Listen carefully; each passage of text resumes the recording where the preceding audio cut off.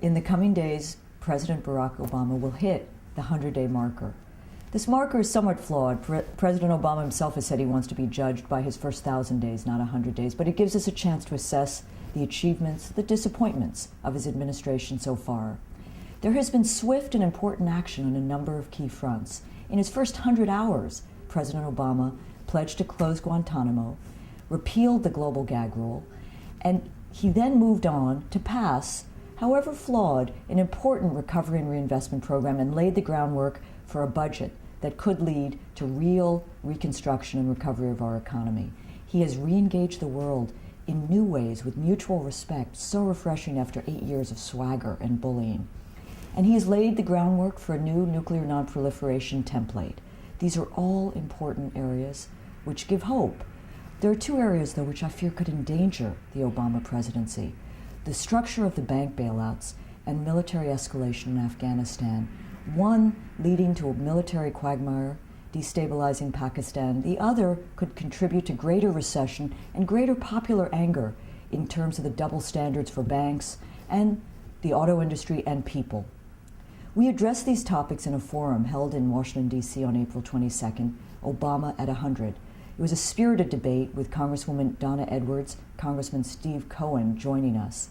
And it was largely about progressives' relationship with Obama and their role in speaking up and speaking out, and the disservice progressives do if they remain silent when they have disagreements with core issues.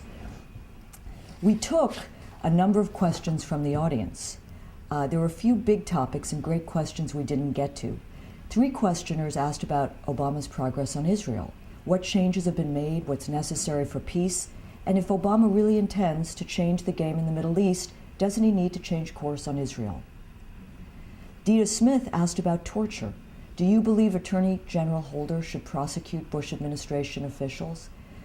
I believe that it's a matter of law, international and domestic, and that this administration can go about the important business of reconstructing and helping the American economy, even while enforcing the law and upholding America's ideals and values.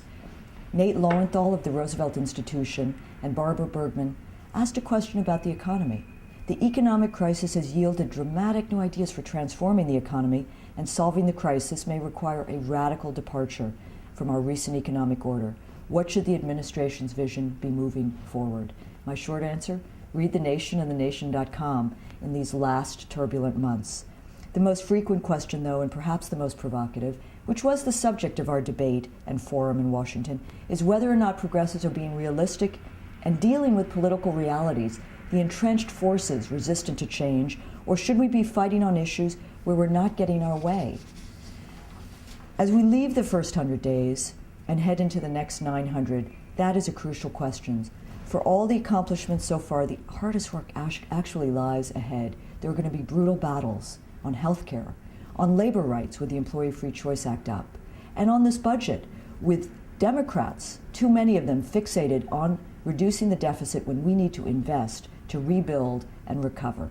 So for progressives moving forward, the key came from Donna Edwards, the Congresswoman from Maryland, who said it's a disservice to remain quiet. We should speak up, we should speak out, we should mobilize and create the space for real reform, because there are forces amassing in Washington, D.C. and around this country resistant to the change this country so desperately needs. The mother of all battles lies ahead, so we need to be prepared in these next 900 days as we celebrate the first 100. And I say celebrate because, let's be honest, can we imagine what the first 100 days of a McCain-Palin administration would be?